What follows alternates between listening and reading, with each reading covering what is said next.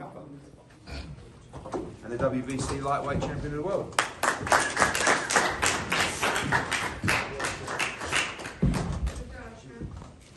Devin, just can you talk about the 10th round specifically? I mean, we were talking about a great performance for you, but what in the 10th round?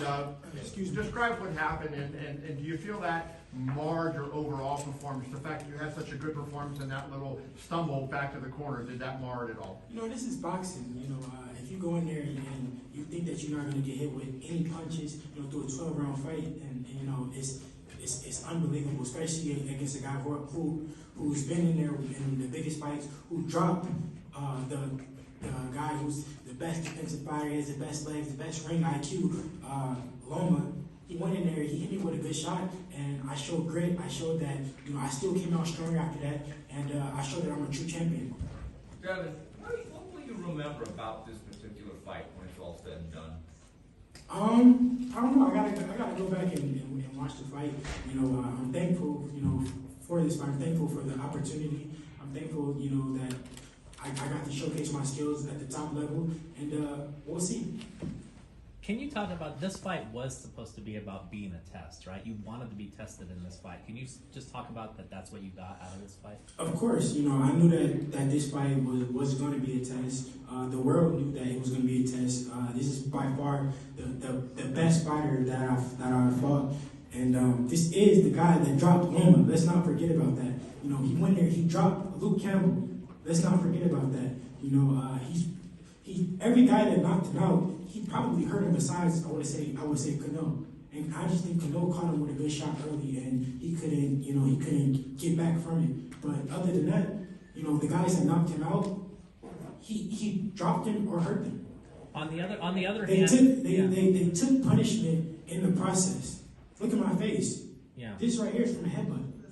On the other hand of that, though, I mean, Eddie, you said before the fight, like, hey, we'll be knocking on your doors. Gervonta Davis, Ryan Garcia, Teofimo Lopez. All these guys punch harder than Jorge Linares. Are you sure about that?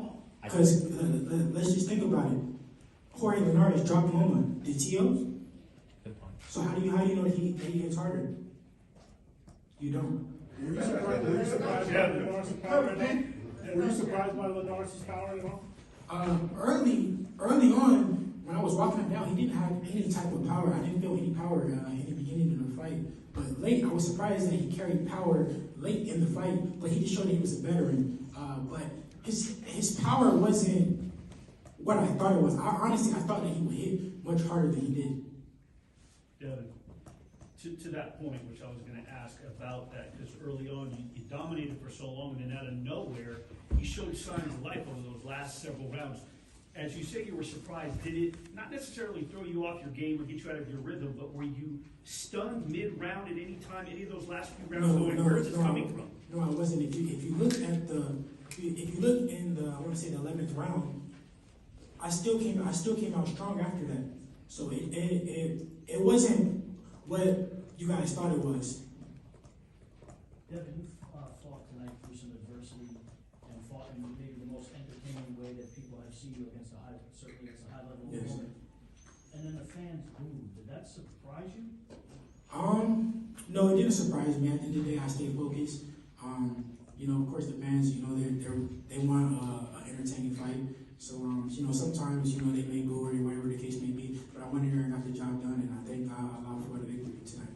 Devin, you know, talked with Eddie about that big fight everyone wants to see with Lopez. He says, obviously, he wants the fight on DAZN, but network's not an issue if that's what it comes down to. Is that the fight you still want next, and any message to Teofimo Lopez? Of course, why wouldn't I want that fight next? You know, I want to become the real undisputed king of the lightweight division.